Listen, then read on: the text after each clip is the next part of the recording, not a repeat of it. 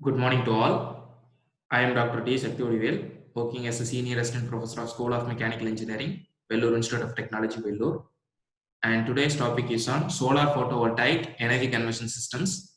Before getting into the start of this topic, we would like to discuss about the fundamentals of the energy conversion systems, energy conversion techniques, and the difference between the direct and indirect energy conversion technologies. And what is energy conversion systems, or what do you mean by that energy conversion? As we all know that energy can neither be created nor destroyed. We can convert one form of energy into another form. With that note, the direct energy conversion technologies and indirect energy conversion technologies are the different classifications of this energy conversion techniques. And this is coupled only by means of a simple component called the rotating component. When there is an involvement of the rotational component or rotating component in the conversion of one form of energy into another form, that comes under the category of indirect energy conversion techniques. And if there is no involvement of such a rotating component, then that will be called the direct energy conversion technologies. The example for this direct energy conversion technologies are thermoelectric generators, solar photovoltaic technologies, thermionic converters, and the magneto-hydrodynamic systems. And for this indirect energy conversion technologies, the thermal power plants, nuclear power plants, windmills, all these comes under the category of this indirect energy conversion technologies. Why? Because so the rotating component called the turbines, which is being coupled with the generators so that the electricity is being produced from these kind of technologies, so that this has been taken into the indirect energy conversion technologies. Hence, this is very important at this point of time that we have to harvest the energy from by means of the energy which is being available abundantly and which can be derived at free of cost. So the best technology is the solar photovoltaic technology, and this is harvest. Hence, these are the contents which we are going to discuss one by one in this section. I'll be starting with the fundamentals of the solar energy, which will be followed by the basics of semiconductor devices, systems, and the history of photovoltaic technologies, and the different generations involved, and different generations of the solar photovoltaic cells, and the very important part is an emerging technologies, emerging or advanced energy technologies in the conversion of these photons of energy into electricity. And this whole session will be end up with the applications of this PV systems or PV cells. So yes, sun, as I said, the sun is a source for all energy systems or all energy in this planet.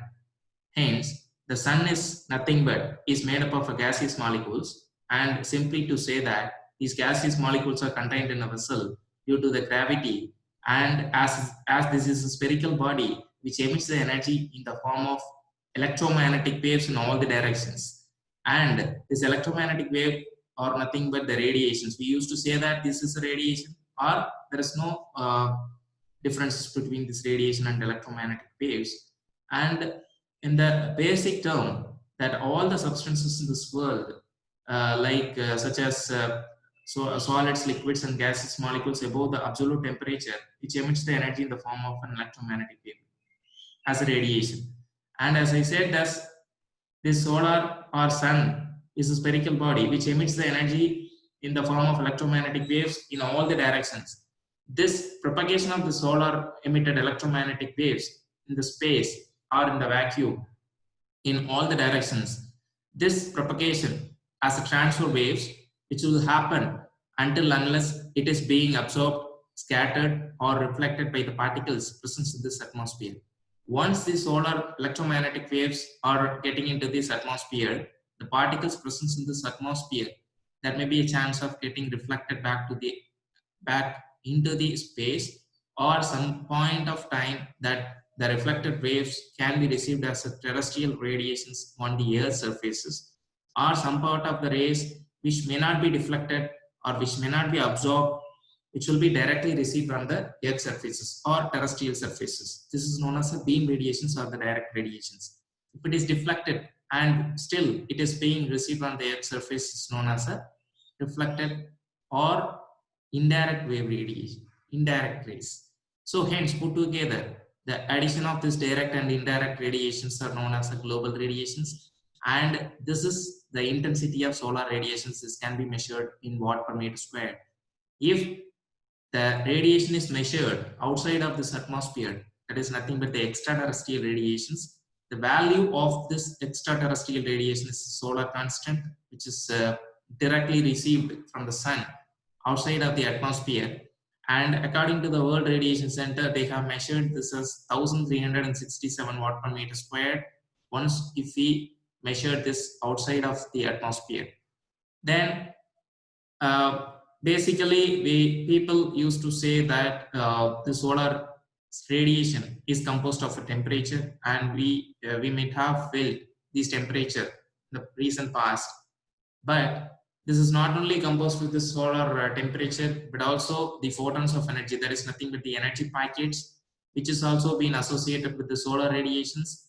Hence, the solar radiation is composed of two different forms of energy. One is the photons of energy, that is an invisible energy, or you can't feel this photons of energy, and another one is the temperature. These temperature can be used wisely for any kind of applications, for heating applications or power generations, or some sort of temperature, any kind of temperature transport applications. But for this photons of energy is a very crucial factor in which this solar energy is composed, and major part of this photons of energy is being utilized for photosynthesis process of the plants, and one sort of the renewable energy resources or renewable energy systems, that is a biomass.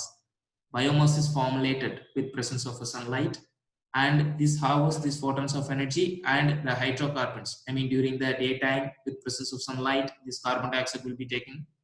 Also, the water is taken from the depth of the earth, and probably that glucose kind of energy will be stored as the hydrocarbons will be stored in the stem of a tree. That is what the biomass. And this can also be comes under the renewable energy resources as like the solar radiation. Hence, this photons of energy is in the solar radiation. So in the beam radiations or the reflected radiations, many millions of photons of energy is associated with. Hence, these photons of energy can be converted into electricity. This is the basic concept of this photovoltaic technology. That photo means photons of energy and the volta means voltaic. Hence, the potential difference is created by means of harvesting this or absorbing these photons of energy is what the solar photovoltaic technologies.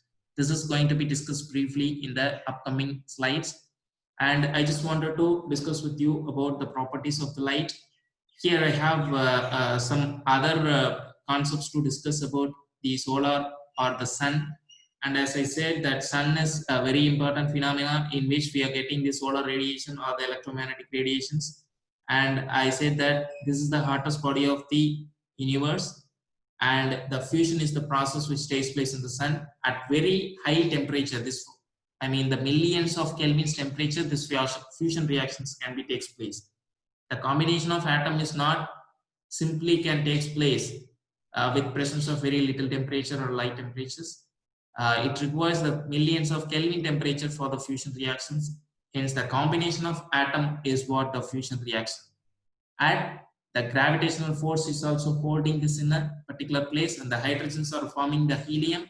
The helium continues to burn, produces the required temperature for the further fusion reactions, and outside surface of this sun is having around 6000 kelvins of temperatures. So as I said, this is the hottest body, hence which is emitting the solar radiation as a short waves, probably that is propagating in all the directions as it is a spherical body, as an electromagnetic waves or radiation. This is composed of temperature and the photons of energy as discussed in the last slide. Here another one important process is called the fission reaction, the split up of an atom. If it takes place in an uncontrolled manner, then we used to call it as a nuclear bomb or nuclear weapon. Or if it takes place in a controlled manner in a reactor, we can get thousands of Kelvin temperatures, thousands of degrees Celsius temperatures, and this is being used in the nuclear reactors for the power generations. So there will be of an expansion of this turbine takes place. Hence, these turbines are coupled with the generators. So probably the power can be generated. So this is the indirect energy conversion technique, and I was not discussed anything about it. Hereafter, these fusion reactions, photons of energy emitted by the fusion reactions is going to be taken care in this rest of the discussions. The energy content of a photon can be studied by using this equation given in this slide. E is equal to h mu. Mu is nothing but c by lambda, and h is a Planck's constant. C is also the velocity of the light. Then by applying these constant values, we will be able to get 1.24. But this lambda is a crucial phenomena in these kind of calculations for energy of photons. The conventional relations for this energy of a photon is given in the second equation, and here the lambda is a wavelength, and this is going to be discussed briefly in the upcoming slide. This will be measured in micrometers or Armstrongs. Here I used to discuss only with micrometers of wavelengths. Hence, the definition of the photon's flux, and in the practically speaking, that the flux is, or flux density is something per meter squared of area. Here the number of photons are falling on a particular meter squared of area every second is for the flux, I mean the photon flux. By substituting of all these values, we can simply get the spectral irradiance value in the final equations. So we know that the value of 1 electron volt is 1.6 into 10 to the power minus 19 joules. Hence, with this note, we will be moving on to the next slide. This is briefly discussing about the spectral irradiance curve. So this is what this picture which depicts the spectral irradiance with respect to the entire spectrum of solar radiations in nanometers, or we can also take it in micrometers. Hence, this intensity of solar radiation or the spectral irradiance, what is denoted in watt per meter squared, which has been taken into the account for all the entire spectrum of solar radiations for the different wavelengths, and we can classify this solar radiations into different waves based on its wavelengths. So it will be starting with the gamma rays. The scientists or we people used to say that gamma rays are very harmful to the human body or the living organisms, hence which has the very low wavelength. And you can look at the right hand side picture which depicts that the gamma rays are having the very low wavelength in micrometers or nanometers. And the next two waves are X-rays. X-rays are also can be used for some medical applications, but still our human body or the living organisms cannot be directly exposed to this X-rays for some reasons, medical reasons. And the next one is an ultraviolet radiations. In recent time, globally, the environmental scientists are saying that due to the depletion of this ocean layer, these ultraviolet radiations, because these ultraviolet radiations are prevented or filtrated by this ocean layer. Hence, due to the depletion of this ocean layer, these ultraviolet radiations are directly falling on the earth surfaces, may cause some skin burn, or this is the cause of the skin cancers for some occasions. Hence, this is also very harmful rays. Then the next one is given in the colorful spectrum, that is the visible spectrum of solar radiations. This visible spectrum can be in the range of 0.3 micrometers to 0.8 micrometers in the range. And the next one is an infrared radiations. This is also one of the very important phenomena in the entire spectrum of solar radiations are concerned. Hence, this infrared radiations can be further near, far, and middle infrared radiations. Next to that, this can also be harvested by the photovoltaic systems, and in recent times the scientists are working towards to harvest these infrared radiations for their solar photovoltaic applications, but widespread, most importantly, in installed, I mean, the megawatt capacities or gigawatt capacities across the globe is mainly harvesting or utilizing this visible spectrum of solar radiations. But now we are concentrating to harvest this infrared radiations in some technologies of the conversion of these photons into electricity. So these microwaves are the next to infrared radiations and the radio waves. These are all the very high wavelength, possessed with a very high wavelength. And now the wavelength. What do you mean by the wavelength? Wavelength is nothing but the number of cycles per second, and it can be depicted. It can be literally see from the picture given on the top, and it can be measured from the crest to crest, or the trot to trot, or from 0 to 2 pi. This is the way in which we can measure the wavelength of a certain waves. So we'll be moving on to the next part, is called the global horizontal irradiation. So this is something like this can be little differ from the irradiance. Irradiance is denoted in watt per meter squared, but that solar spectral irradiance will be integrated over the time of minutes, hour, or the day. It can also be measured measured for the whole year. So this is integrated over the time, and here you can see from the left hand side picture that kilowatt hour per meter squared, and this denotes that unit of kilowatt hour is nothing but the unit of capacity per meter squared of area. This is what given in this picture. And as far as the country India is given or concerned, given in the right hand side picture, where you can literally see the intensity of solar radiations integrated over the hourly radiations per meter squared is given in this picture. So you can get a clear idea of this intensity or irradiation. I mean, across the country, whole part of a country is abundantly exposed, or we are getting the sufficient intensity of solar radiation for the power generations. So when you look at this picture, photovoltaic power potential, will be able to get some idea of the energy generation potential by means of installing the unit of electricity per kilowatt peak of electricity capacity. I mean, that kilowatt peak is nothing but this is a solar panel can be tested at standard testing condition, which will also be discussed in the upcoming slides. So this much kilowatt potential of installed photovoltaic cells can generate this much units of electricity. This is what given in this picture. And we will be moving on to the next part, is called the different types of materials.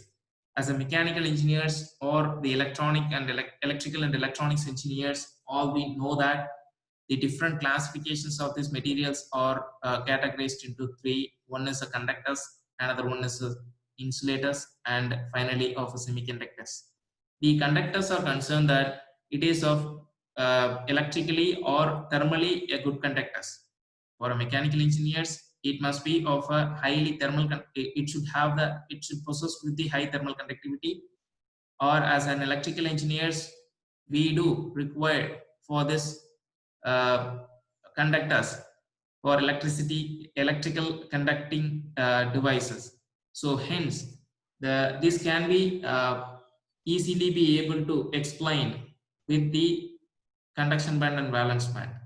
For these conductors, these valence band and conduction bands are overlapping with each other. Hence, the excitation of instead of this excitation of this electron, whatever the potential differences appeared across these terminals of a conductor, the electricity, I mean the potential is in terms of voltage is supplied. The current flow will take place in this conductor, and the generation of current is not have been taken place in this part, because these two are overlapping with each other. If you consider this for insulators, these two are far away from each other, hence you can't supply the sufficient amount of energy in electron volts for the excitation of this electron to bring this electron in the valence band to the conduction band. So that amount of energy is not being freely available, or it cannot be supplied. So whatever the energy is supplied in terms of electricity, it cannot conduct, it opposes, or it acts as a barrier to the supply of electricity. Or if you want to use this as a thermal insulators, it will be the best insulating material. And what we all know that the insulation material applied for the heat penetration, or to prevent the heat loss applications. Hence, there should be of another material, and they should have the very little band gap energy or the forbidden gap energy, and that is what the semiconductor material. This is being practiced for power electronic applications for many years, many decades. Hence, this energy, I mean the supply barrier energy or the band gap energies or the forbidden gap energy, which is being freely available in the atmosphere, as I said, that is nothing but the photons of energy. That photons of energy is supplied to the electrons.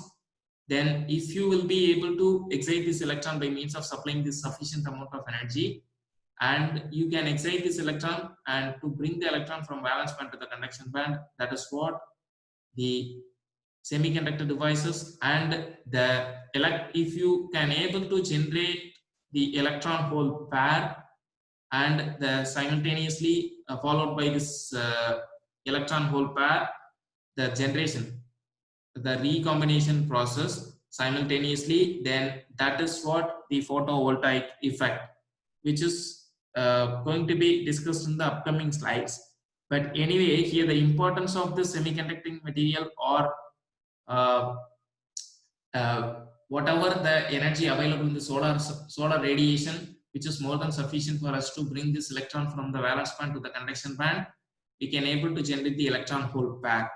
So this happens because this valence band and conduction bands are separated with each other with a minimum electron volts of energy, and also this is being freely available in the solar radiations. That is the beauty of the semiconducting material, in such a way that we have to identify a solar semiconducting material for our photovoltaic applications, which will also be briefly discussed in the upcoming session. And this is the actual crystalline structure.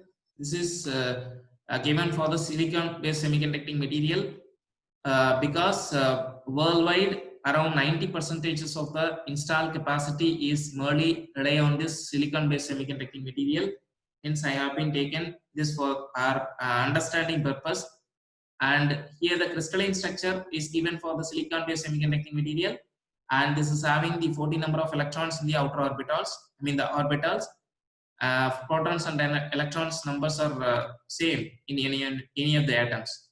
Hence we would know one thing, that 2n squared is an important phenomenon in which the distribution of the electrons in the orbitals can be easily be able to calculated. Hence, if you substitute 1 for n, and 2 into 1 squared becomes 2.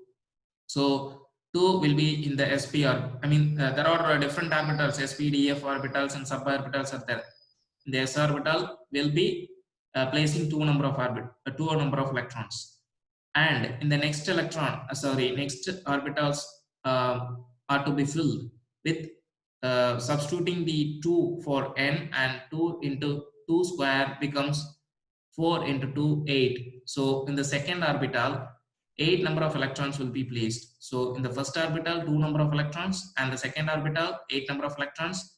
Finally the remaining 4 number of electrons, because as far as the silicon is concerned, that as I said 14 number of electrons will be there. So the remaining 4 number of electrons will be placed in the outermost orbital. Hence this 4 number of electron is what placed in the exterior orbital, and the bonding between the nearest atoms. So there are millions of atoms. Such atoms will be placed in the material, silicon material, and these electrons, 4 number of electrons in the outer orbital, are sharing with each other. This electron is being shared with the neighboring atoms, neighboring orbital of the neighboring atoms. Hence this is being shared with the neighboring nearest atoms. Hence, this is forming a bonding called the covalent band. So we all know that there are different types of bondings: metallic bonding, ionic bonding, covalent bond. One bonding is a covalent bonding, and this is applicable for the silicon-based semiconducting material. And the sharing of electrons is for the covalent bands. And here, look at the picture. The sharing takes place in the outermost orbitals, as there are four number of electrons are being placed. Hence, two numbers are sharing their energies with each other. Hence, if so, then this silicon-based crystalline structures cannot be directly used for this photovoltaic or the power electronic applications, because this silicon-based semiconducting material at 0 Kelvin act as a best insulating material. Hence, there is some other terms or the methodology to be adopted to convert this intrinsic semiconductor into extrinsic semiconductor. That is none other than the doping process, and which will also be discussed in the upcoming slides. So here you can see that the covalent bands are sharing of electrons, and here some sort of external energy is required to break this covalent band. See, if this bonding is very tight and we are not supposed to get the electricity, hence we just wanted to break this covalent band by means of supplying the sufficient amount of energy. That energy is known as a band gap energy or the parabolic gap energy. And this, for the supply of this band gap energy, we need to, there are some certain limitations in electron also for the excitation of this electron. For the breaking of this electron covalent band and exciting this electron from valence band to the conduction band. So for the silicon, it is 1.1 electron volts of energy. So hence, in the solar radiations, we will be blessed with 0.5 to 6 electron volts of energy. So this is being freely available in the solar photons of energy. Hence, once you supply the sufficient amount of 1.1 electron volts of energy, we will be able to break this covalent band, and you can excite this electron in the valence band. You can bring it to the conduction band for the making of this CHP. That is nothing but electron hole pair, EHP. So next is a Fermi energy level. Obviously, that the probability of the state is being filled by the electrons. One half of the gap energy, the valence band to the conduction band, one half of the gap is filled by the electrons. That is known as a Fermi energy level, and this Fermi energy level follows the Fermi Dirac principle. That is nothing but this comes from the Fermi Dirac principle or the Pauli's exclusion principle, which adapts the Pauli exclusion principle. Here, this Fermi energy level will be defined by this equation, and once you substitute the value into these equations, if the equation e power minus, the equation becomes e power minus infinity, then becomes 1 by 1 plus 1 becomes 1 by 2. So hence this Fermi function becomes 1 by 2 is half of this Fermi gap. The forbidden gap is being filled by the electrons. That is the equation. If it is not, then 1 by 1 will be the excited state. Once you supply the sufficient amount of temperature or the photons of energy, you will be able to excite the electron from valence band to the conduction band. Hence, if the case, then the Fermi function becomes 1 and the gap is being fully filled by the electrons. Some sort of electrons are bridging the gap between the Fermi level to the conduction band. So that gap will be filled at high temperatures or sufficient amount of the photons of energy is supplied. So with that, we just wanted to discuss about the carrier generation ray combinations. Here, look at this picture, which denotes that once you supply the sufficient amount of energy, the band gap energy to the electrons, and you can able to break the covalent band, and you are bringing this electron from valence band to the conduction band. This is so called the excitation. Then the electrons will reach this conduction band, and which leave a hole behind. in the valence band. So hole will be remain same in the valence band, and the electrons are excited to reach, and which will be placed on the top of the conduction band, and the hole are in valence band and the electrons are in the conduction band. This process is happened only with the help of the supply of sufficient amount of photons of energy available in the solar radiations. And finally, this excitation was taken place. This process of separation of this electrons and hole is what the electron hole pair. So the whole process is called the carrier generation.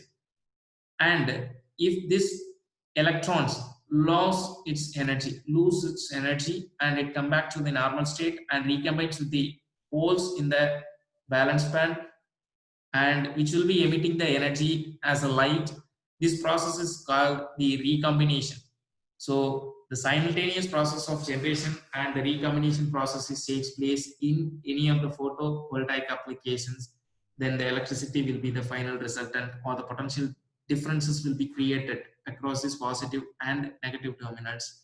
And these generation and recombination, there are different types of generation recombination processes are applicable for the semiconducting material.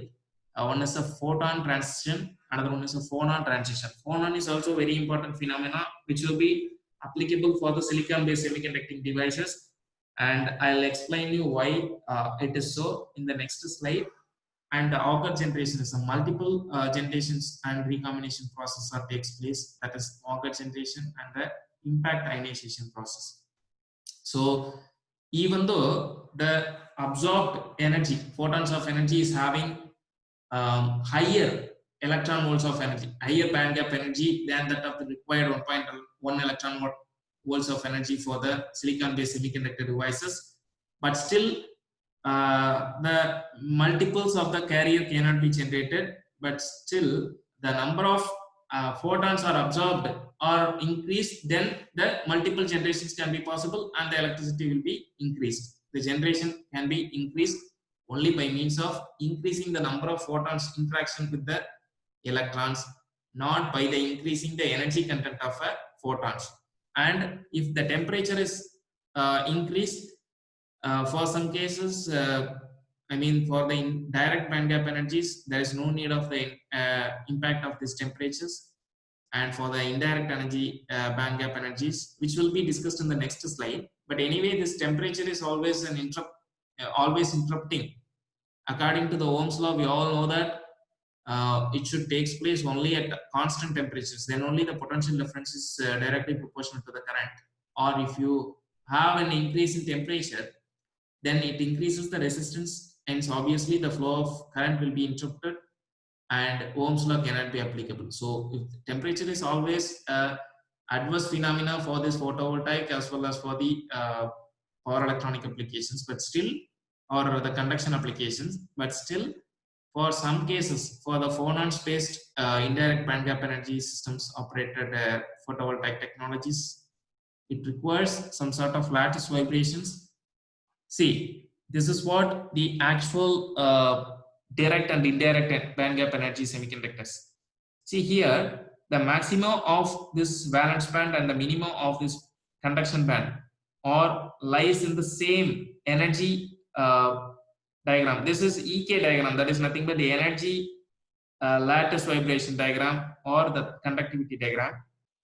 Here, the energy and the momentum conservations are being taken care by these two band gaps, I mean the direct and indirect band gap semiconductors. Yeah, the examples for this indirect band gap semiconductors are germanium and silicon. And for this direct band gap semiconductors, gallium and arsenides are the best example, and also indium phosphide, cadmium telluride, and etc. All this are the best examples for this indirect and direct band gap energy semiconductors. Here, in case of this direct band gap energies, the maximum of the valence band and the minimum of the conduction bands are lying in the same value of energy. So hence, a minimum amount of photons of energy is more than sufficient for us to excite this electron from valence band to the conduction band. But as far as this indirect band gap energy semiconductors are concerned, that this is little away from the energy, instead of lying in the same energy band gap, which is located a little far away from the maxima of the valence band, and this minimum of to reach this minimum of the band gap, we need to supply the energy of energy gap, I mean the barrier potential, to overcome the barrier potential. And to reach the minimum of the conduction band, we need to supply, we need to have the lattice vibrations. This is nothing but this can be provided by means of the temperature.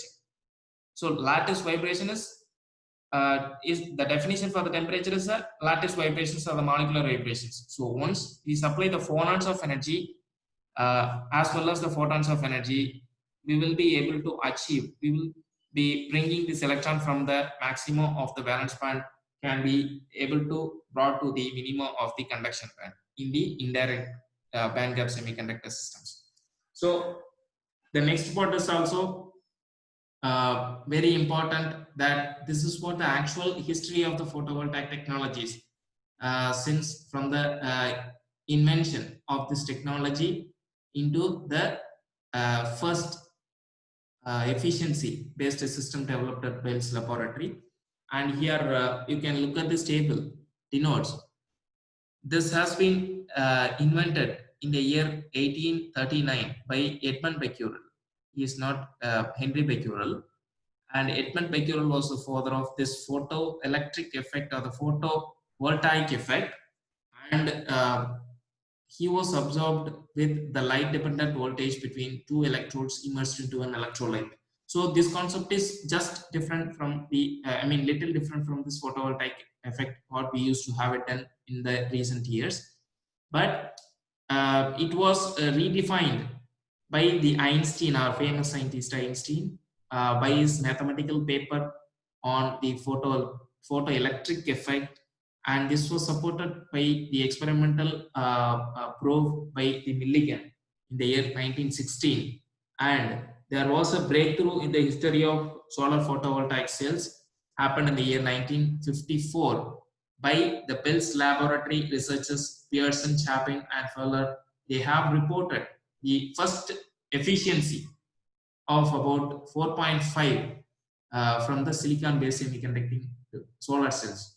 Hence, this was the breakthrough in the history of solar photovoltaic cells, and we would like to discuss the basic principal operations of the solar photovoltaic cells here. Once the photons of energy or the sunlight is fall on the surface of this N-type material, this will be permitted to penetrate through, and the electron hole pair will be takes place in the mid of this p-n junction. I'll explain you what it is exactly, and it makes some potential differences across these positive and negative terminals of this photovoltaic cells, and this is being, the electrons are being transported, and the from the negative to positive terminals, and the conventional current will be takes place from the positive to negative terminals to the loads. Hence, we will be in, this is the way in which we are getting the electricity. So here the cross-sectional view of the p-type and n-type material, p-type of positive and n-type of the negative. I mean the holes are the majority carriers in the positive p-type material, p-type layers, and the electrons are the majority carriers in the n-type layer, and the vice versa for the minority carriers. And also more importantly that joining, I mean the combining of this p-type and n-type material will be making the p-n junction, and of thickness 200 micrometers to 350 micrometers for silicon based semiconducting solar cells. And on the top of it, you look at this picture elaborated about the grids. The grids are mounted, I mean, which has been placed on the top of the metal grids are placed on the top of these N-type material cells in such a way not to interrupt the penetration of the solar radiation, so that these grids, I mean the series for the series connections, the grids are extended out of the solar p-n junction cells. Hence, this is this is a single cell which can be connected in series or parallel combinations for the multiples of the power generations to meet out the low demand of the consumers, to make it in the solar modules, which will be discussed in the next slide. And Here you can see the actual solar cells mounted PV characteristic, VA characteristics devices. So this is a kit, PV kit used to define the VA characteristics of to predict the VA characteristics of the solar cell. So when the solar cell, I mean, where you can see that these cells are connected in series of parallel combinations, series and parallel combinations, and this output is connected with the potentiometer, which consumes energy as a resistance and which will dissipate the energy in the form of heat, and whereby we can able to get the voltage and current value for different intensities and for the different resistance values varied in the load or the potentiometers. Hence, in the left hand side, you can see that VA characteristics of a solar cell, which is given with the VA characteristics as well as the power characteristics. And in the VA character, I'll explain you the VA characteristics in the next slide in detail. Here, in the right hand side bottom, I have been given with one circuit diagram. This is the equivalent circuit of a solar cells. So almost this current source is brought to this equivalent circuit to depict the direction of the load current, and here the diode current is passing in one direction. As always, we have been studied in the solar, I mean the electronics or electrical devices or the bridge rectifiers. The diode is an unidirectional devices and which always allows the current to flow from one side to another side, anode to cathode, which will also be discussed in the next slide. Hence, this is the function of this diode. But here the diode is different from the solar photovoltaic cells. Almost the principle wise both are same, but here the electricity is being generated, where in case of diode, that is used as an unidirectional device to streamline the flow of current in one direction. So if the diode can also be used as a solar cells. Once the outer layer is removed and if it is exposed to the sunlight, the electricity can be generated. And here there are three resistances are given. The internal resistance are nothing but the series resistance. Another one is a shunt resistance, which is being connected across the diode. And finally, of the load resistance, that is a potentiometer. So you leave it off. And here the internal resistance and shunt resistance are very important phenomena, and which is the drop takes place. I mean, the power generated in the solar cell will be dropped due to this two resistance. It's not actually there is a resistance inside of the solar cells, but instead during the making process, I mean the manufacturing process or the manufacturing defects, some sort of energy will be wasted or in the cell itself. That is due to the shunt resistance, and the internal resistance are due to the resistance, because we have been taken the silicon based semiconducting material for our photovoltaic applications. Hence, as this is a semiconductor, it is not actually a good conductor or nor a good insulators, but it is intermittent between the conductors and insulators, as discussed in the last slide. Here it is a semiconductor. Even though we have generated the power by means of using this PN junction, but still as a semiconductor which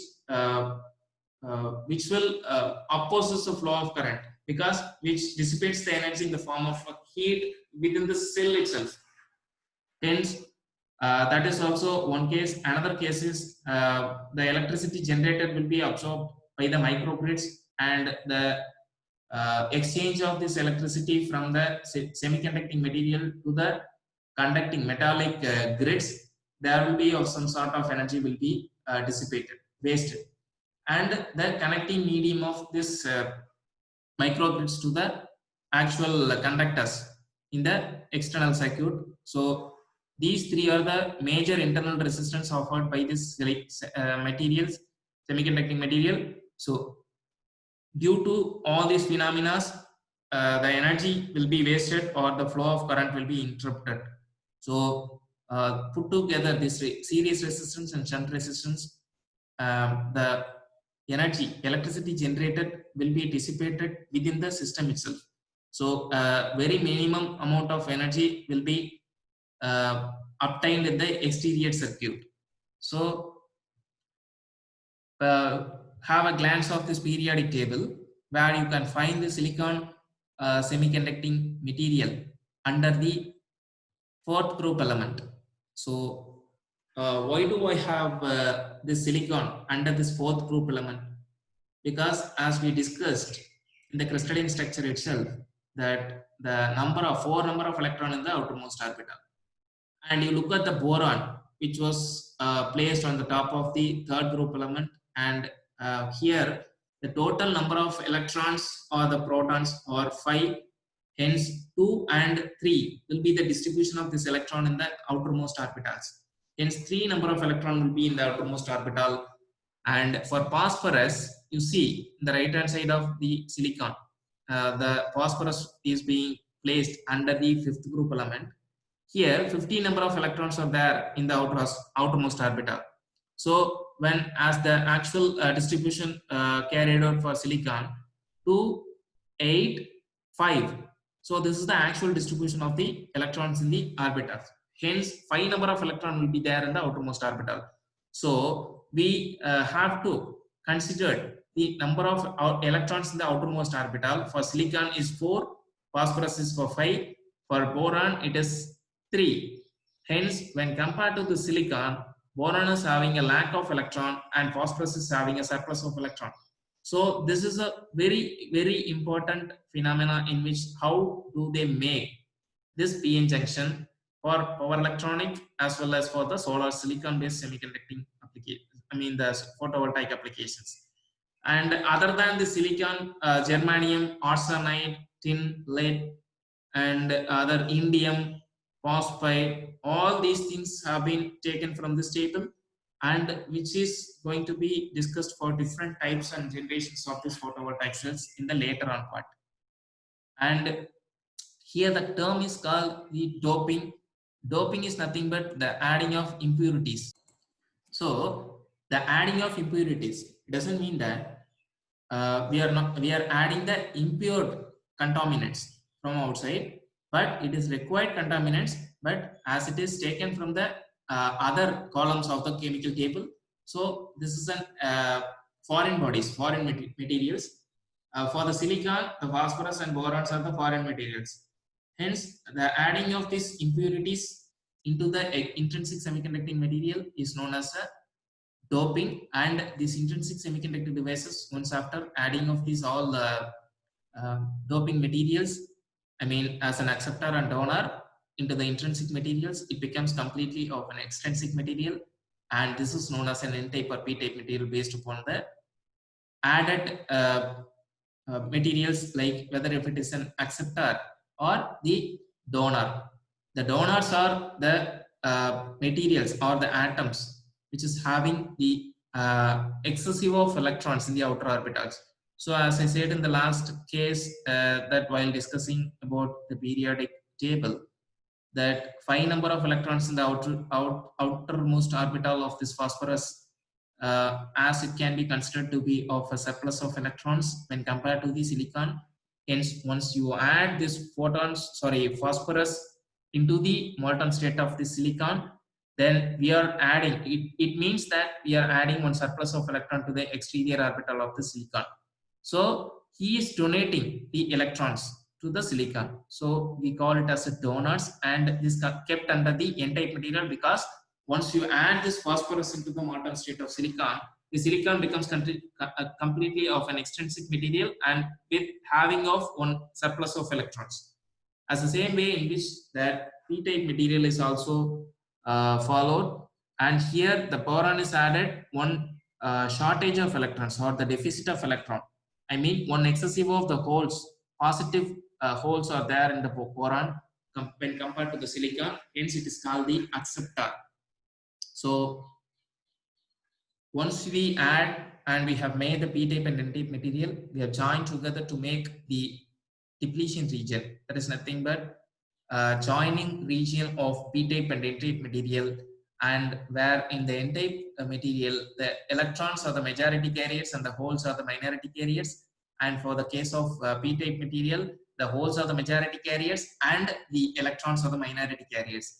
Once you join together to make the p-n junction for any kind of applications, either for the power electronic applications or for the solar photovoltaic cell applications, but the operation will be different. I mean, for solar cells, the generation of electricity is for the output, and for the PN junction power electronic component diode, the unit it acts as an unidirectional device. Dissipation is what the major component which takes place during the operation.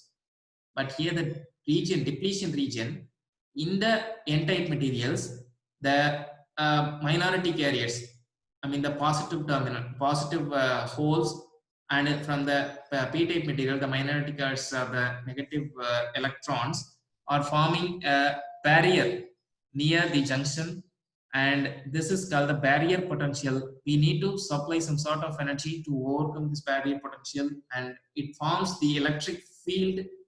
There is of a difference in potential which takes place near the depletion region, and due to this depletion region difference in potential, that is what the actual electric field, then the electric field will be created near the depletion region or the junction. Hence, once these electrons are moving from one place to another place within this electric field, that is called the drift. Drift is a movement of electron in the electric field. So when the holes are drifted from n-type, if the electric field is created due to the formation of the depletion region, the electric field is created, and here the holes are, the minority holes in the n layer are moving from n layer to p layer, and here the minority carriers of the electrons in the p layer are trying to move from the p-type layer to n-type layer due to the presence of this electric field by crossing the depletion region, and which will increases the potential difference further. And also there is another term called the diffusion. Diffusion means that which follows the Fick's law, and the high concentration, the carriers are moving from high concentration to the low concentration is what the diffusion. So the holes are diffused from p-type layer to n-type layer, and the electrons are diffused because it is the transfer of these electrons from the high layer, the high intensity layer or concentration of these electrons from n layer to the p layer, and the holes from the p layer to the n layer. That is what the Fick's law states. So this process is absolutely called the the making of the potential differences in the p-type and n-type material, and this is what the actual photovoltaic effect. And if you are having this p-n junction for your power electronic applications, you can look at the fourth picture at the bottom.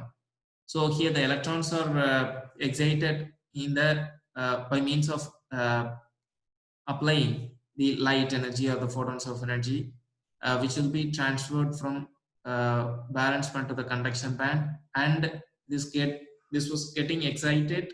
So there was a creation of this electron hole pair in this p-n junction.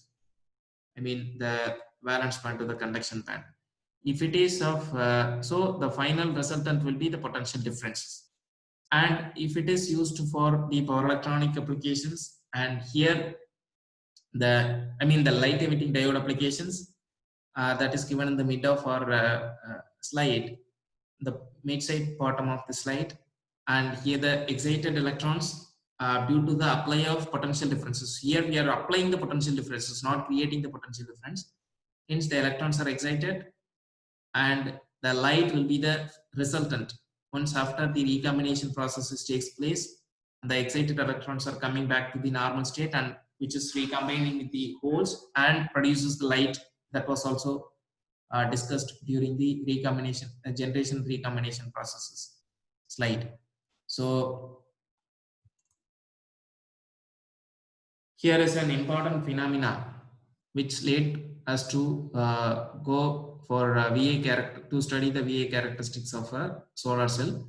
So before getting into that VA characteristics of a solar cell, it is indeed important to discuss about this VA characteristics. Here, the operation of the diode is given on the top left-hand side top corner. The diode is a device, unidirectional device used to streamline the electricity from positive to negative. I mean, from anode to cathode. This can happen only when the anode potential is greater than the cathode potential, and this is called the forward biased in condition. If the system is connected or operating under the reverse bias condition, there won't be any current flow in the opposite directions from cathode to anode until unless some, I mean, very minute electron transfer or the current will be passed through this in the opposite reverse biased conditions. If you keep on increasing the potential, then there will be of a breakage. I mean, the breakdown takes place, that is known as the Zener breakdown or the avalanche region that creates the avalanche region. Hence, after the knee, once you supplied with the forward biased condition, applied the forward biased condition, after the knee, the for silicon based semiconducting material, the knee will occur at 0.7 volt, and for germanium it is 0.3 volt. So after that, the linear current can be found in this system. Until that, there won't be, I mean, this is the activation region. So this is the operation of this VA characteristics. I mean, this is operated dark in nature, which is not exposed to the sunlight. Once this same diode is tagged with the plastic material is removed, and if it is exposed to the sunlight, under the sunlight conditions absorbing the photons of energy, the VA characteristics will be slightly falling down from the VA, from the VA characteristics of a diode. So little deviated from the dark in nature. This light in nature will be deviated from this dark and produces the current, and the produced voltage, open circuit voltage, which will this equation can be applied for this open circuit voltage, and where there is a diode current, I mean the saturation current, IS is the open circuit current, and apply all these things, you will be able to get the open circuit current, the charge of the electrons, and all these are, other than that, all are the constant values. N is ideality factor, I mean how this diode is obeying the diode equations. So this is for indirect semiconductor device, N can be of 1, and for the direct semiconductors, N can be applied as 2 for gallium arsenide, indium phosphide, etc. So the diode equation is given on the top of the slide. So we are inverting this VA characteristics given at the bottom, right hand side bottom of this VA characteristic equations. So the inverted nature of the VA characteristics was studied, taken for studies of this photovoltaic applications. And you look at this graph, this illustrates that there is of an open circuit voltage and there is of a short circuit current, and the maximum power point which will be lies in between this open circuit voltage to the short circuit current. And we all know that when the open circuit, we let it open, and no resistance or the load is connected across these two positive and negative terminals. Finally, the voltage will be maximum. At any point, that voltage will be maximum and the current becomes minimum or nearly zero is the open circuit voltage. And if you are connecting with the low resistance across this positive and negative, and we are measuring the current flowing through the whole devices called the short circuit current, and the point at which the current maximum and the voltage minimum is the short circuit current, and this maximum power point will be lies in between this open circuit voltage to the short circuit current. And the fill factor is also a very important phenomenon which describes the performance of the solar cell. And here output to the actual output achieved from the actual output expected. See, this system supposed to be generated, this maximum, the maximum power point should be predicted in between this open circuit voltage to the short circuit current, but not in this curved nature of this VA characteristics. Hence, this by extending of this open circuit voltage and short circuit current, which will be meeting at a point which always will be above than that of the actual maximum power point located depicted in this picture. Hence, we are always getting the less R value than that of the actual value. So this is the phenomena that fill factor used to describe that how does this deviation was takes place and happen. And the efficiency equation is also given. Output is a the product of the maximum voltage and the maximum current, and P in power input is area of the cell and the intensity of the solar radiation, because the intensity of solar radiation watt, which will be falling on the meter squared of area, is what the watt per meter squared, and the output is the product of Vm and Im. So this is what the effect of temperature and irradiance. If the irradiance changes, if the lower irradiation, it doesn't mean that the insufficient amount of the photons of energy, but still for the low radiation cases, the sufficient amount of the photons of energy, the energy content in the photons will be sufficient for us to excite the electron, but still there will be a fall in the current in the system. And if we increase the temperature, as discussed in the last part, there will be of a drop in voltage due to some reasons was explained during the equivalent circuit. And so if anything happen, like there will be of a fall in temperature, or if there is a shortfall in the irradiation, so both will affect the maximum power point of the photovoltaic cell during the operation.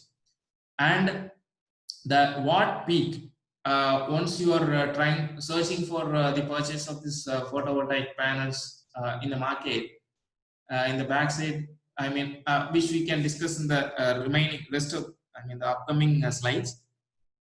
So the standard testing condition will be tested at 25 degrees Celsius, 1000 watt per meter squared intensity of solar radiations, and this will be discussed in the later on part. Here, this is the Klocowski process. Hereafter we are going to discuss about the manufacturing process of this silicon semiconducting material. So here we have there are three important parts are Klocowski process, float-zone method, and the Siemens reactor. These three are going to be discussed one by one in the upcoming slides. Firstly, I will be starting with the Klocowski process. Klocowski process is a very important method for the impaired, or the efficiency will be around 99.9%. This is not a purest form, but still this can be used for solar photovoltaic applications. Here you can see that Klocowski is a more common method, and which is being practiced for to generate the large diameter of the crystals. This is one of the beauty of the system, Klocowski process, and it will be starting from the melting state to the Encon state. And you look at the right hand side diagram. Here I used to take the silicon carbide based crucible, and inside of that the polycrystalline silicon materials are taken into the crucible, and this crucible is subjected at very high temperature like 1400 to 500 degrees Celsius. And all these polycrystalline silicon oxides, that is nothing but, why do I have selected the silicon? Silicon is not polluting in nature, and also abundantly available in the earth as in the form of a quartzite or the sand. So sand is in the form of silicon oxides, SiO2, and the polycrystalline silicon materials are taken into the crucible. Crucible is made up of, crucible is nothing but a pan kind of thing. So it is made up of silicon carbide, which is subjected and maintained at a high temperature. And this is to be rotated in right hand side, the clockwise directions, and the silicon ingot will be generated only when you insert the seed materials. The seed material is a specific material that is also made up of a silicon, and this has to this is being used to pull the molten state of a silicon uh, to the initial stage. So the seed materials are inserted to the molten state of a silicon, as this is maintained at very high temperature molten, and the crucible is rotated in clockwise directions, and the seed material is rotated in anti-clockwise direction, and it will be starting from the melting point and dipping of this. These are the step-by-step procedures used to grow these higher diameter silicon crystalline ingots. So the dipping is the process of inserting the seed material into the molten state of silicon in the crucible. And the next process is the rotation of clockwise and anti-clockwise directions continuously. And the formation of the neck is the initial process, and followed by the shoulder formations. Finally, the body is formed at certain diameter. Finally, the end cone is what the final product achieved as given in this picture. This is called the silicon ingots. So here is also the step-by-step procedures are clearly depicted, taken during the real process. And one of the very important drawback of this method, Klockralski method, is oxygen and carbon. Even though that this silicon carbide can withstand at very high temperature, that's why we are using have it done for this particular application. But still, this carbon in the silicon carbide will be a contaminant to this pure silicon ingots, and also oxygen. Some part of oxygen will be remain same in the system itself, the ingot itself. So these two are the foreign materials or the contaminants as far as the pure silicon is concerned. But still, these two having of this carbon will mechanically strengthen the ingot, oxygen. So hence this could be desirably, we can keep it in the underline under level of this material, so that we get only around 99% of the purity of the silicon. The next process is a float zone method. Here we have we can have the system only to eliminate the contaminants like oxygen and carbon content from this pure silicon, to make this pure silicon for power electronic grades of applications. We used to have this float zone method, and here the radio frequency coil is passed along the way through the silicon, the polycrystalline silicon. Hence, we'll be getting high purity of silicon wafers using this float zone method. But even though it is producing the high purity of silicon, but still it is very, very expensive. That's why we do not have it done for all kind of applications, only for the power electronic applications. And see, this is a very important part of our study, the making of this, the manufacturing process of the silicon wafers from the polycrystalline silicon ingots. And this will be starting with the step-by-step process, which will be starting from the quartzites, the silicon oxides, which is freely available, abundantly available, and you can get it any part of the country, any part of the world. Hence, this is taken into these arc furnaces, which will be melted at 1900 degrees Celsius, and where the silicon oxides are reacted with carbon, and the carbon react with oxygen, produce carbon monoxide, which will be liberated out of this arc furnace. Finally, the silicon will be made as a metallurgical grades of the silicon. This metallurgical grades of the silicon has to be subjected for the purification purposes, but still this is this part is an high energy consuming part, but still it has to be carried out in the Siemens reactor, where the metallurgical grades of the silicon powder will be subjected for the chemical subjected into the chemical reactor, where the hydrochloric acid and the silicon metallurgical grades of the silicons are combined together to form the trichlorosilane. This trichlorosilane further have the contaminants, so that it is indeed important to remove this contaminants or the impurities in the distillation process.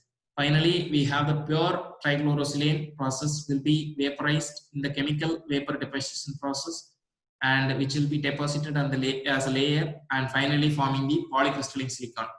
And followed by this process, as discussed in the last two processes like Klopsky and Klotzone method, we will be getting the silicon ingot at the final stage.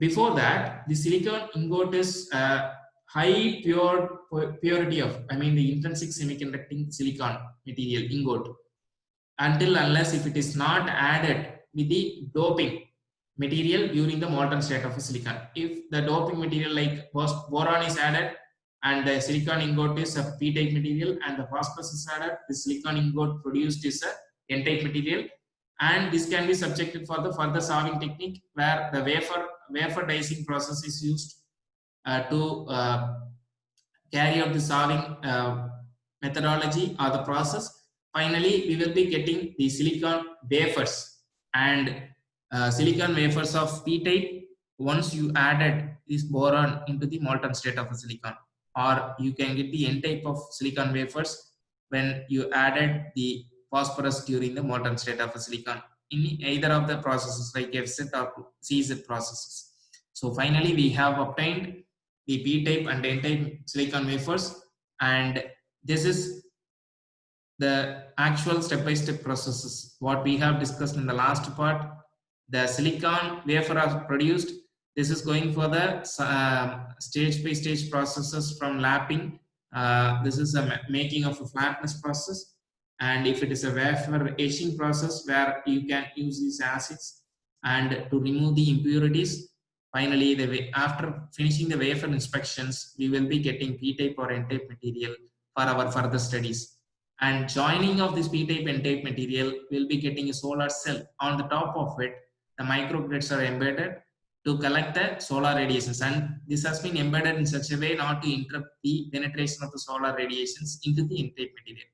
And n-type material will be very thin than that of the p-type material to allow the penetration of the solar, I mean, to assist the penetration, and also to allow the photons of energy to pass through the n-type material to reach this junction. So one cell was made, and these cells are connected in series and parallel to make a module. A module is a combination of cells in series and parallel to meet out the actual output demand. And these number of modules are connected in series and parallel based upon the requirement of the consumers. And typically one solar cell is making one module is making an output of 15 volts and 1.5 amperes. So every individual cells are producing 1 to 1.5 volts of potential difference. So here are some of the cross-sectional view and the different parts of components used in this PV systems. I mean, the PV module are given in this picture, where the front glass cover is used to protect this solar cells from the environmental conditions like temperature, dirt, and other excreta from the birds and all these things. So this will protect the solar cells from the adverse conditions, and also the frame is used to uphold these glass covers and the solar cells within the system, including the frame, including the back casing cover. And here the connecting channels are connecting cables are the channels used to couple the integrate the number of panels in series or parallel combinations upon the requirement of the consumer. And where in the back side there are diodes are attached. We'll discuss in the next part what it is exactly. And there will be of one chart, or nothing but the nameplate details will be pasted in the back side of the solar panel that depicts the actual power capacity, watt peak capacity of the panel. As I said, the watt peak is nothing but this panel was tested at standard testing conditions. That is, this has been tested under a constant 1000 watt per meter squared of intensity of solar radiations at a cell temperature of 25 degrees Celsius. with an air mass of 1.5. If the air mass of 0 that is being practiced for the space applications and the extraterrestrial cases, if you are using these solar panels for international space stations or for some lunar missions, then it should be tested for the air mass of 0. And this is the industrial testing conditions should be tested at air mass of 1.5. Air mass is the ratio between the path length traversed by, I mean, through the air, mass of air, the path length traversed by the radiations to the path length traversed when the solar sun is on the top, that is nothing but the zenith point. Here, the number of cells are connected in series of parallel combinations. We all know that if these three are connected, I mean 3 cells are connected in series, then the voltage will be increased.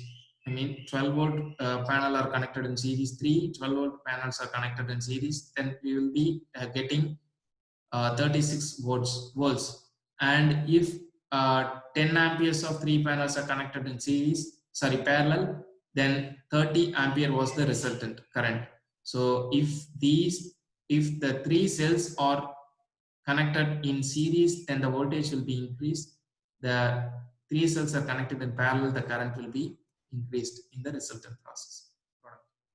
So finally, what happens when these cells are connected in series, and if suppose something is happened, hotspots or some other phenomena like some unexpected breakages happen for some module panel, and the remaining panel electricity should also be transferred to the load, correct?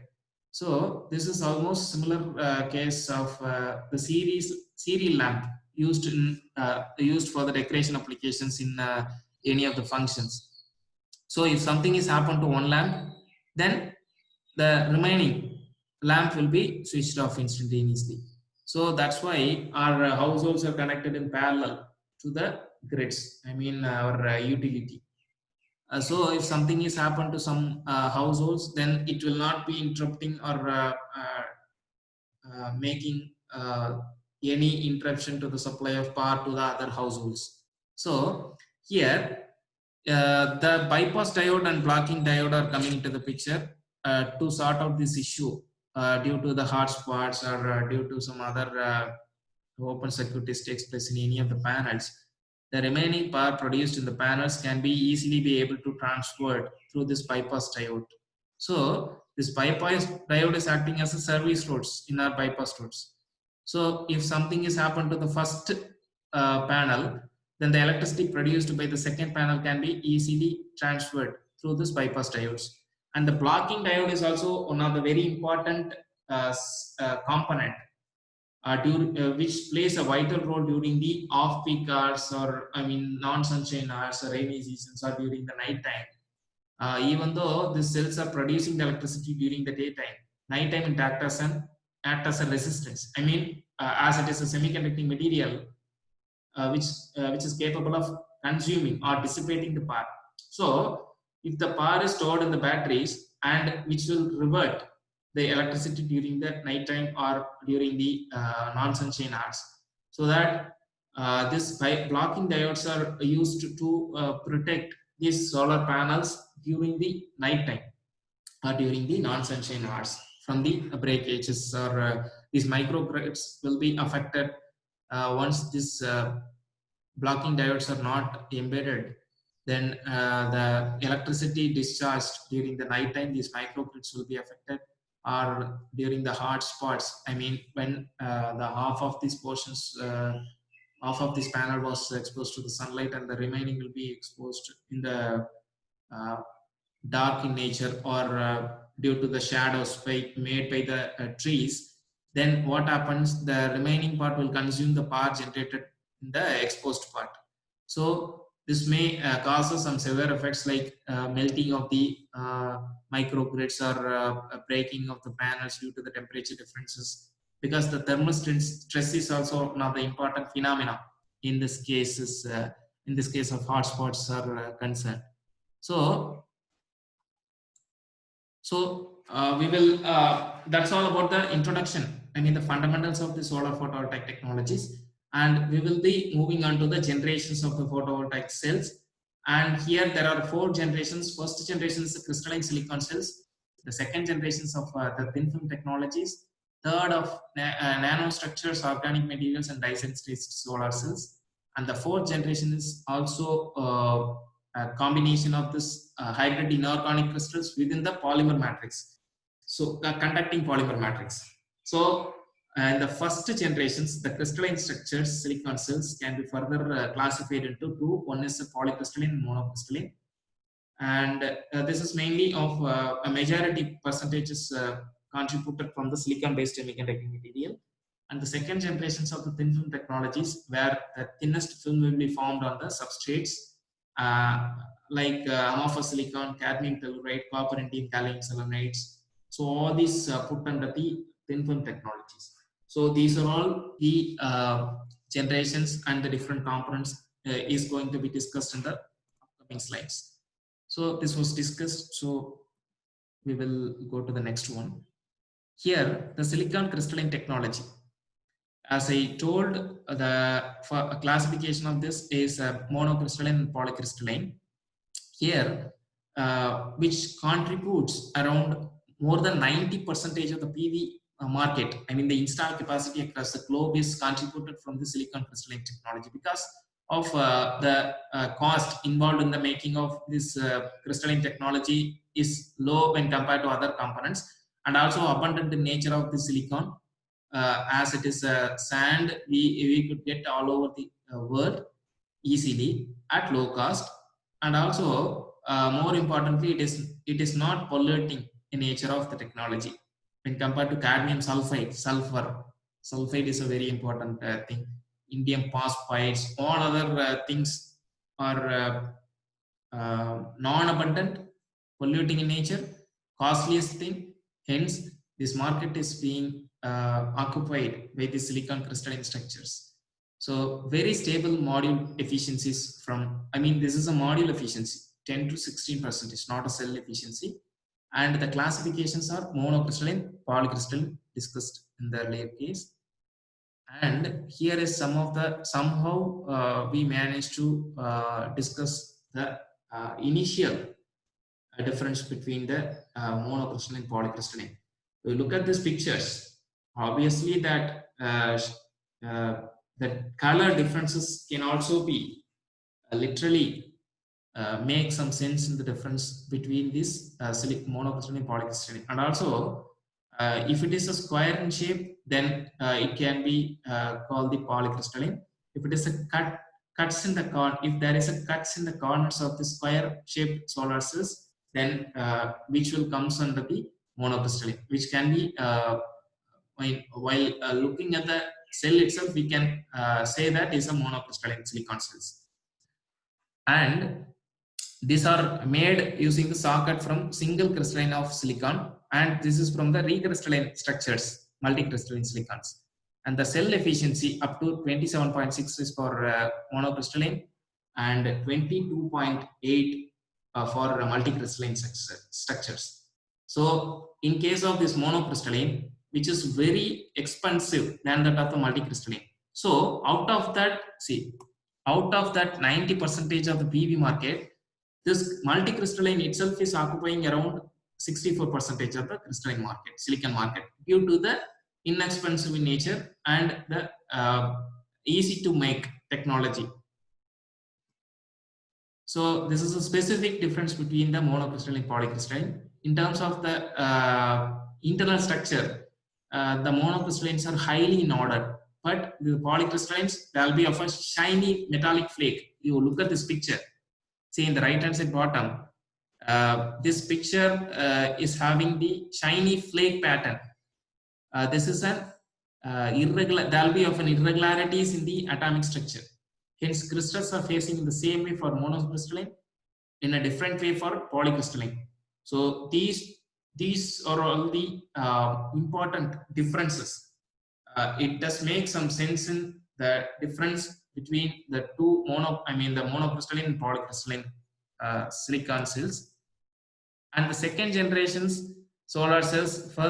Firstly, that is a thin film technologies where you can use the glass cover, metallic cover, polymers, and even some cases stainless steel are used as a substrates. Over that, the fine, ultra fine layers are deposited on the top of this substrate in a vacuum chamber to avoid the contaminants or the deposits or the particles in the atmosphere should not be contaminated over there, so that it takes place in the vacuum chamber. So the thickness of this is at a thickness of 10 micrometers, and compared to earlier crystalline structures that is of up to 350 micrometers. So you just imagine what's the thickness of this thin film technologies. And the laser scripting process is used to separate these welded electrical components connected between the two successive or individual within the individual substrates or the thin film technology, or it is used to separate or connect the successive thin films. So next process is an amorphous silicon. There is no much difference between this amorphous and thin film technologies. Only the difference is made. See, you look at this. The microgrids are embedded on the top. Here there is no microgrids. So instead of using this microgrids, because the microgrids is specifically used to evacuate the electricity generated during the operation. Once the electricity is being induced or generated during the photovoltaic effect, the electricity should be continuously evacuated. But here, instead of using this microgrid based evacuation technologies, the transparent conducting oxides are used. And as the substrates are flexible and low light, this can be operated during the low light conditions because there is no interruption of this microgrids on the top. So all these are the advantages of this amorphous silicon. And the efficiency is around 14%, and the PV market, as it is a flexible thing, we can hold it in any kind of devices. Like for example, you can even hold it around, I mean paste it around the cylindrical shape of pillars. So it will be operating throughout, irrespective of I mean there is no need of tracking mechanisms, and it does not follow the sun during the daytime. So these are all the advantages of this amorphous silicon. And go to the next part is a polycrystalline PV cells, where the technology, the main component is a copper indium gallium selenide. The combination of the copper indium selenide, copper indium sulfide, and copper gallium selenides, which is having the different band gap energies, so that combination of this can be made this copper indium gallium selenides, and it is a non-silicon based technology. That is the beauty of the system. And it is a chalcopyrates technology, that is a Cu copper iron sulfate technology.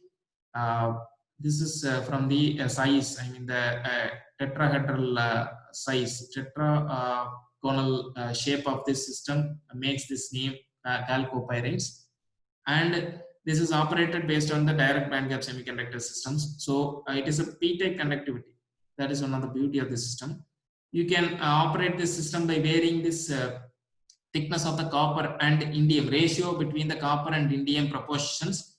You can vary the conductivity, p-type conductivity values, and the absorption of the system can also be varied, and which is having the high absorption coefficient rather than comparing with the silicon-based semiconducting materials. This is having the ability to absorb a maximum of radiations, and this is being absorbed near the surface, and the combination will be, I mean the recombination and the generations shifted to the junction. So you look at the 10 images of the copper indium gallium selenide given on the right hand side, and a window layer of copper cadmium sulfide is used to collect the electrons, and it will be transmitted to the exterior circuit through the conducting medium. So here the bottom of this copper indium gallium selenide is supported by the molybdenum. And very importantly, most importantly, that this transparent conducting oxide layer, zinc oxide is used here. to evacuate the electricity, I mean the electrons generated, and which will transfer this electron, capture the electron from cadmium sulfide to transfer it to the metallic grids of silver, which is pasted on the front side of the copper indium gallium selenide system. So the laboratory efficiency of 23.4 and the module efficiency of more than 11% were the advantages of this recent multi crystalline PV cells, I mean the non-silicon based PV system. And the next one is cadmium telluride. Unlike the second and fourth group elements used in the earlier previous cases, this exhibits within the band gap of 1.4, and this is also having the high absorption coefficient with the laboratory efficiency of 21.1% and the module efficiency of 6 to 9%. Due to the immature manufacturing processes, it is not able to reach the market at a defined price, and this is not being practiced in all part of our globe for PV applications. But still, cadmium sulfide and cadmium telluride heterojunctions are made by a chemical bath technique to deposit this cadmium sulfide, and the closed space vacuum sublimation process. I mean, directly we are converting the solid based materials into the gas phase material to deposit this cadmium telluride. Very important drawback of this cadmium telluride is its toxicity. I mean, the cadmium is a very toxic one. And First Source solar cell company was manufactured at a cost of around $1 per watt peak, but they are selling it in the market at $2. So come to the next generation is also an emerging technologies being practiced for many important applications in recent days. That's going to be discussed. First emerging technology is a dye-sensitized solar cells, where the active component are in the liquid phase. The electrochemical solar cells, which is having the active components. That inside of that we used to have the natural dye, which is in the liquid phase. That is the advantages of this system as well as the drawback of the dye-sensitized systems. Where the nanocrystalline titanium dioxide is semiconducting material is used as a layer, semiconducting layer to create the electron hole pair, and the cell efficiency of 12.3% maximum given by the NREL, National Renewable Energy Laboratory. And here you can see the photosensitized anode and electrolytes are used in this dye-sensitized cell. It was invented in the year 1988 by Graetz Cell, Brian O'Regan and the Michael Graetz. That's why this cell is called the Graetz cell. This was happened in University of California, Berkeley's laboratory, where there are two conducting oxides are used, transparent conducting oxides, anode and cathode. And firstly, that anode transparent conducting oxides, the fluorine doped tin oxide is used, deposited in the backside of the system. This is being purposely given titanium oxide. A thin layer is to increase the porosity of the system, whereby we are increasing the area of the structure, whole structure. And the secondly, this titanium oxide, which absorbs a small photon at the ultraviolet range. I told in the beginning stage itself that ultraviolet radiations is a harmful one, and still we do receive this because of the depletion of the ocean layer. Due to the greenhouse gases, we increase in the greenhouse gases.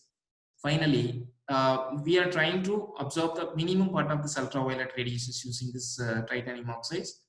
And this whole plate is immersed in the photosensitive ruthenium polypyridine dye. This is a molecular sensitizer, is in the liquid state. Probably you can get it at your native itself, that natural dyes can also be used. That chapati kalli plant is also used for this applications. And here the thin conductive sheet is embedded, the platinum sheet is spreaded over there to collect the electricity. And in the back side of I mean, there is of a second cathode transparent conducting oxides over that. The iodide material, iodide is coated in the backside to provide the electrons that will be discussed in the next part. And these two are joined together to make this dye-sensitized solar cells. So compactly we have to couple together to prevent leakages of this liquid phase of uh, solvent and the ruthenium polypyrrolidine dyes.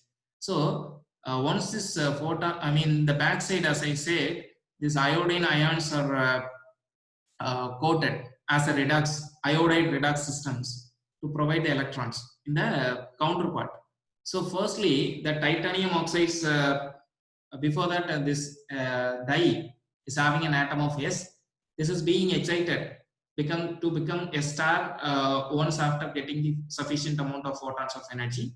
Then this will be transferred, I mean getting into the titanium oxides, as it is having the higher area, surface area due to the porosity, and this is being excited and which will be ionized, oxidized. This oxidization process is the leaving of or emitting of the electrons. So it becomes S plus and the electrons are emitted. These electrons will be taken by the platinum coated, platinum inserts, and this will be transferred through the external circuit, which will be reaching the counterpart of this iodide redox system coated transparent conducting oxides, where this iodide will be oxidized to give the electron to the S plus dye, and this will be again forming the S dye, and this electron counter electron will be forming this, the loss of electron from iodide ions to become the triiodide. Then this triiodide, after getting the electrons from the counterpart, will becomes again forming the iodide redox reactions. So these are all the efficiencies. In recent time, the efficiency, conversion efficiency are ranging from 12.3 to 14.6 for metal-free sensitizers, where in the last case, the ruthenium polypyrrolidine is a metal-based system. Here, porphyrin dyes are used as in the metal-free sensitizers, and cadmium alloyed quantum dots, the recent technique coupled dye-sensitized systems having the maximum efficiency of 6.36. These are all in the pipeline. These are all in the research and development stage. And recently, the perovskite sensitizers are also in the limelight. And people, the researchers, scientists, and the academicians are across the globe are particular about this perovskite sensitizers based systems. But now we are here, this dye-sensitized solar cells are coupled perovskite sensitizers having the maximum efficiency of 20%. So we will be moving on to the next important and recent advancements in the solar cells of perovskite.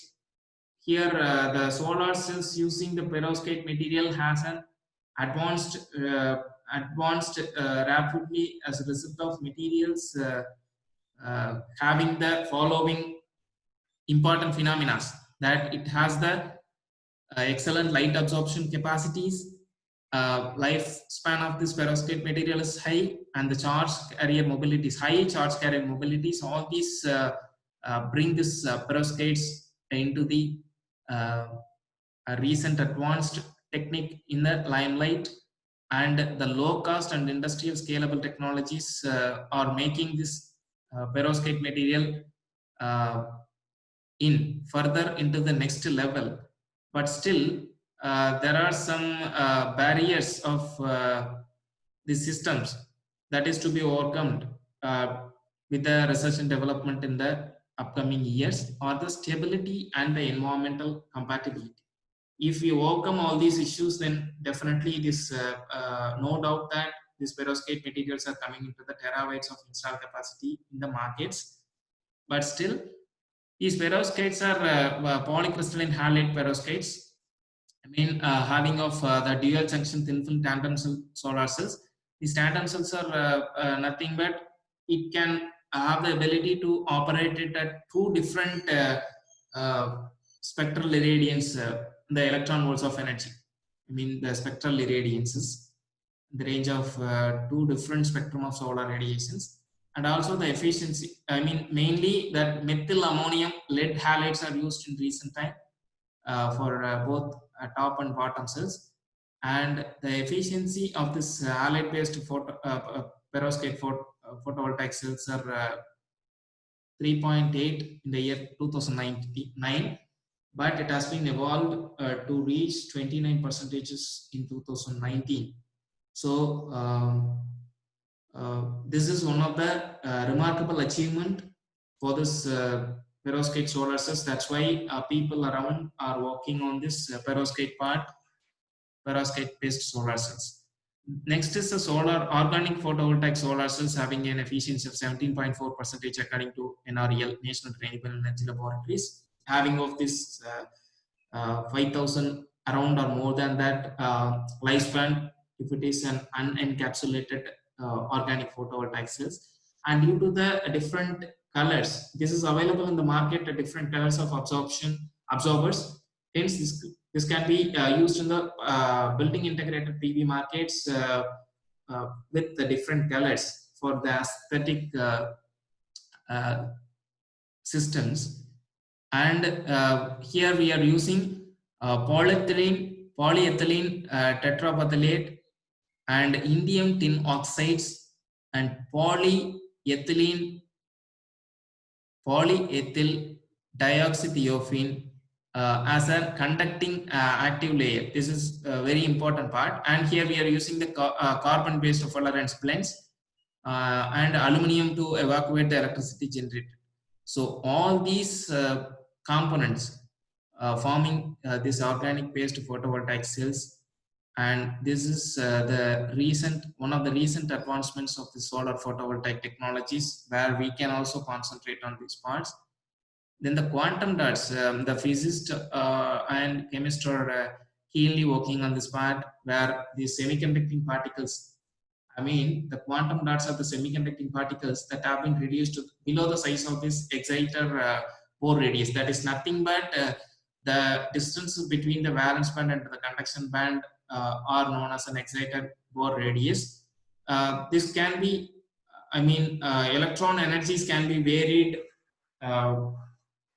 by changing of the size of this atoms. So the artificially made atoms are known as a quantum dots, where we can tune the size of the system to operate this system. I mean, these atoms are different electron volts of band gap energies. So variation of this sizing can be done during the synthesis process, and also this can be accomplished with the different, keeping the system during the synthesis process at different temperatures. So quantum dots, this has the ability to tune the band gaps if you change the size of the system. As I told in the last slide, that it is a variable size systems, or a tunable size of the atoms, artificially created atoms. If you tune the size, this can be operated. You can bring the atom to operate it at different electron volts of band gap energy conditions. Here, lead sulfide colloid quantum dots have the bandwidth which is tuned. In recent time, they are operated to, tuned to operate it at near and far, and even in far infrared regions. This is one of the remarkable achievements in the photovoltaic history, that they are operating it in the infrared regions. So first, second slide itself, I have explained you about the spectral irradiance over the wavelength curve, where 50% of the spectrum of solar radiation is under the infrared regions. So if you are capable to invent some system to operate it in the infrared regions, that would be far better for the future generations, future research applications. So this is one kind of a system, quantum dots, to operate it in the far infrared regions. So the 7% of the record-breaking efficiency was found by the University of Toronto in Canada, and the AAUST University in Saudi Arabia. So they have invented this system, made this achievement.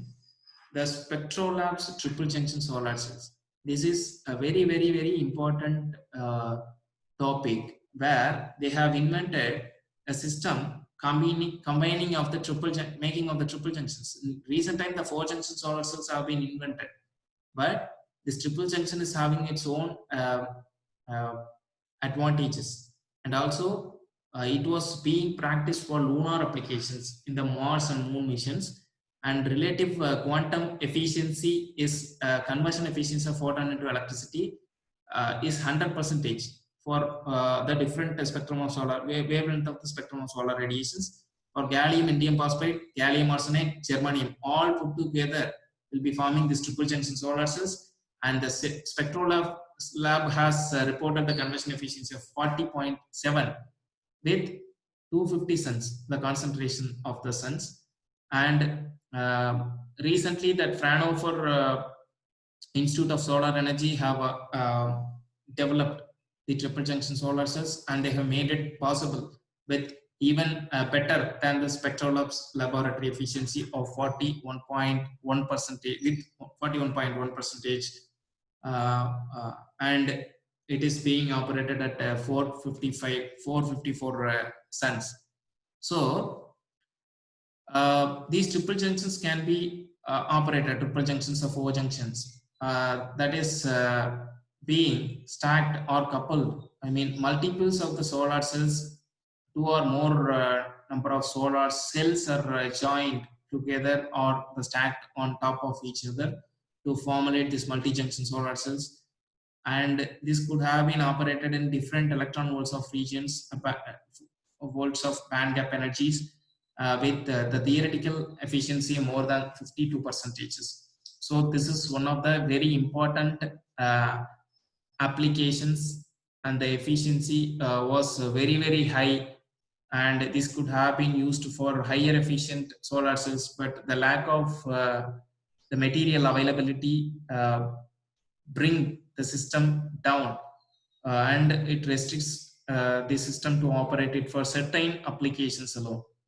So the next part is the fourth generation part, being discussed in the last part, the indium tin oxides and the polyethylene dioxythiophene, I mean PSS systems are combined. These are all the conducting polymers, and poly 3-hexylthiophene, cadmium selenide, and the semiconducting materials are used in the system. So these solid state semiconducting materials are and the inorganic photovoltaic systems are jointly used in the polymer based nanoparticle materials for the effective transportation of the charge carriers.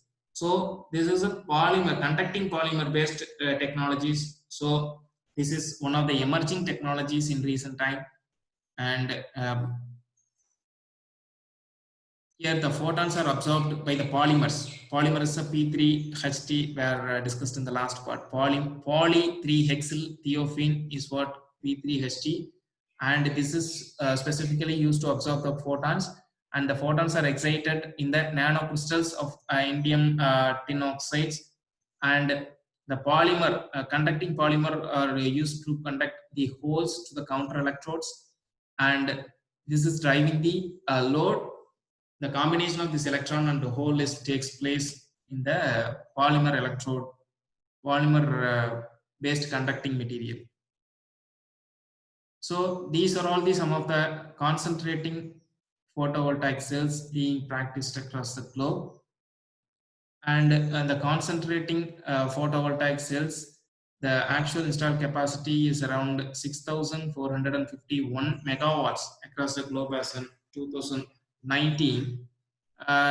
This is under research and development case. So the cooling methodologies can be adapted for the solar cells, and very specifically to say that precisely that NASA is using this concept. I mean, the left hand side bottom corner, there is of one type of concentrating collector. This is being practiced in the space station applications, concentrated based photovoltaic cells.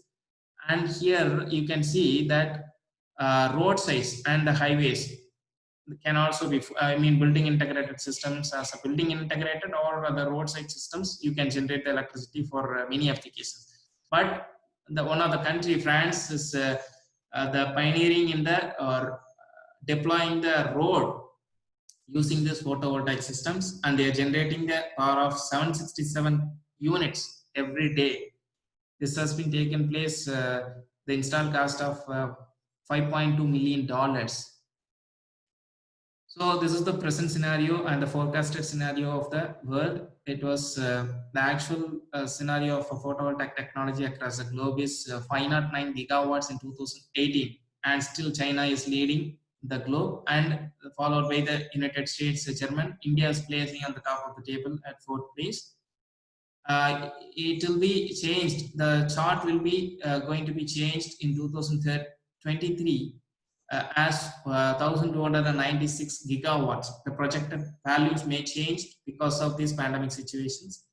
And here, the China is again going to be lead the world in the installation of this photovoltaic technology, but still India is managed to overcome all other countries like Germany and Japan, and we are going to be placed at the top 3rd place in the install capacity in near future in 2023. So this is an overview of the actual carbon dioxide emissions. Once you install these photovoltaic cells, we will, according to the potential available, 590 millions of tons of carbon dioxide can be saved every year. This is one of the very important thing which we have to bear that in mind. Next thing is an install capacity of the country India and the state of Tamil Nadu. Is projected, the source projected is up to the last month, and here you can see that India is the 3rd largest producer and consumers of the electricity, next to US and China. So, but still it is in terms of the electricity generation consumption. But the solar installed capacity of the country is reached around 37 gigawatts by the end of March 2020. It has been taken from Central Electricity Authority, and this can happen only with having of some mission in our country. It was implemented in the year 2010 by Dr. Manmohan Singh when he was Prime Minister of India. He was launched this Jawaharlal Nehru National Solar Mission, targeting the 20 gigawatts by 2022. But it was reached in 2015 during the Dr. Modi ji period. So he was extended this Jawaharlal Nehru National Solar Mission to 100 gigawatt by the same. The year of 2022 was not increased, extended, but still the install capacity and the target was increased to 100 gigawatts. But still we are about to manage to install at 37.6 gigawatts as specified in the last case. Hence, we have 60 around gigawatts to be installed from the solar photovoltaic or thermal based technologies.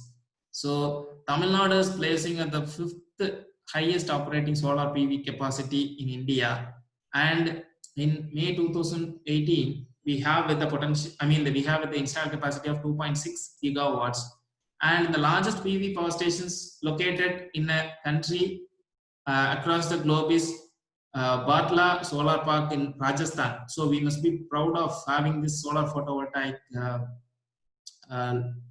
park located in India with a capacity of 2,245 megawatt. Once upon a time, the state of Tamil Nadu was installing the photovoltaic at Kamadi at 647 megawatts of installed capacity of solar photovoltaic in a place that was the world's largest of the solar photovoltaic power plant. So this is the solar PV chart, efficiency chart, best research cell efficiency chart of given by the National Renewable Energy Laboratory of United States of America under the Department of Energy. And here look at the different crystalline based, single crystalline, multi-crystalline based solar technologies, and thin film technologies and emerging technologies are given depicted in this picture. So as of now, fourth junction, I mean the fourth generation 4-junction solar cells having an efficiency of 47.1. That is the maximum efficiency as of now was recorded as a best cell efficiency, laboratory efficiency as of today. So some environmental aspects of these photovoltaic technologies are exhaustion of the raw materials is one of the drawback, and the carbon dioxide emission during the fabrication process is an embodied energy consumption. So for the fabrication of the solar photovoltaic technology, we used to consume the electricity generated from the fossil fuel fired power plant. So that is one of the drawback, but we could not avoid it. But anyway, it is going to be mitigate the carbon dioxide emission during the operation of its whole lifespan. And the acidification. See, acidic acids and other components during the fabrication will lead to the acidification of the environment, and the disposal of this cadmium and sulfide into the atmosphere, which may cause severe effects to the living organisms in the atmosphere. So if you overcome all these things, in spite of having all these environmental concerns, this is one of the cleanest form of energy in the world under the renewable energy technologies. The research needs for solar photovoltaic technologies, where we have to concentrate, focus particularly on some part of the solar photovoltaic technologies in terms of research aspects is concerned. So the cost must be significantly reduced so that everybody can install their own solar photovoltaic technologies. And the conversion efficiencies, scientists are working towards the improving the conversion efficiencies, but still it is one of the important concerns. And the long-term reliability and the operating durability, then the it should be future PV system should be environmentally gentle. It should not pollute, or it should not harmful to the human society. So these are all some of the applications where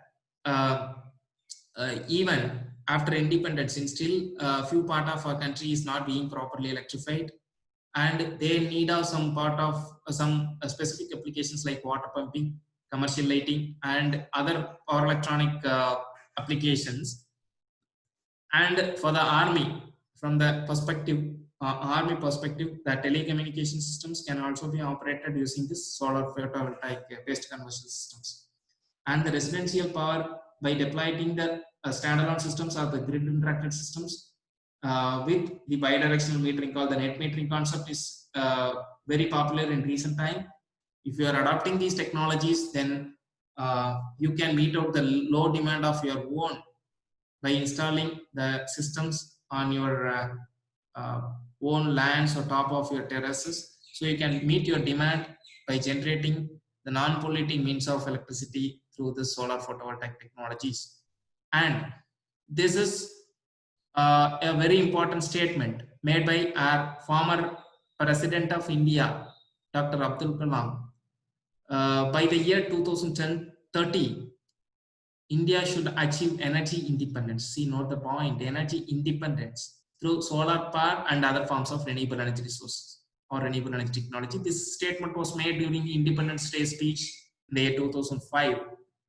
So with that note, I'll stop my presentation, and finally, I take this opportunity to thank our Honorable Chancellor of Vellore Institute of Technology, Dr. Viswanathan sir, and the Vice Presidents, Vice Chancellor, Pro Vice Chancellor, and Registrar of Vellore Institute of Technology, Vellore, and my Professor, Dr. Esinian sir, Anna University, and Professor and Dean of School of Mechanical Engineering, Professor and Head of the Department, and my colleague members, research students, and the family members for their consistent support.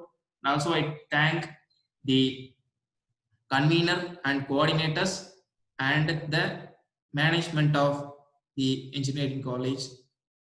Thank you so much. Thanks for your patience listening. You can contact me for further informations and you can mail me at sakti2energy@gmail.com and saktivadivel.d@vat.ac.in. So thanks for your patience listening. Thank you so much.